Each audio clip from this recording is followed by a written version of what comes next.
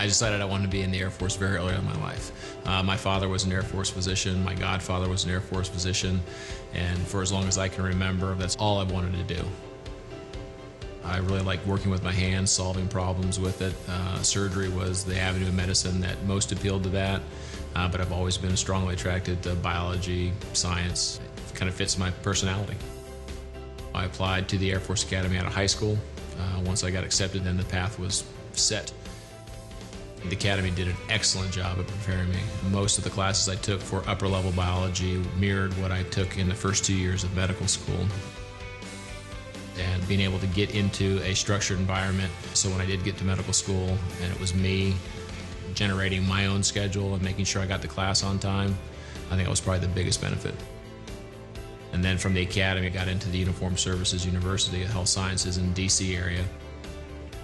I first realized the caliber of education that you get in the Air Force when I was in medical school, especially the third and fourth years as we were out on our rotation.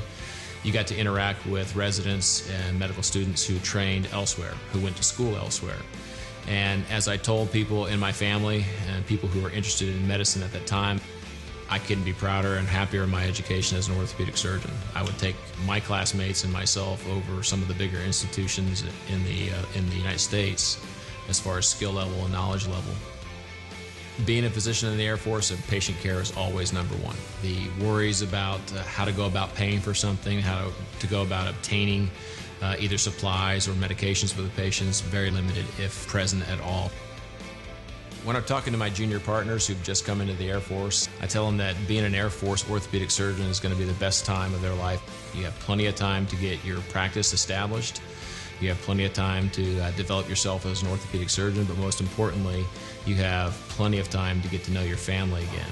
A lot of times we lose sight of that when we're in residency. We're working day in, day out, 18 hours a day sometimes. We're on call every other night, and we don't get to see our families much in that 4 or 5 years we're in training. The first couple years out of your practice, you got that opportunity to get that connection reestablished with your family, and that's probably one of the biggest things I tell my partners. Some of the best parts about being an Air Force physician are the patients we get to treat. You get to talk with people who've been in the military since World War II, Korea, Vietnam, and to hear their stories and to hear the heritage of where I'm at right now is just, you can't get that on the outside as a civilian physician. Very proud. I've had a couple of opportunities to be deployed and operate on our service members in a deployed environment, saving lives, saving limbs, and it gets you. I'm Lieutenant Colonel Paul Gleason. I'm an orthopedic hand surgeon in the United States Air Force, and I'm from an Air Force family, so I'm from everywhere.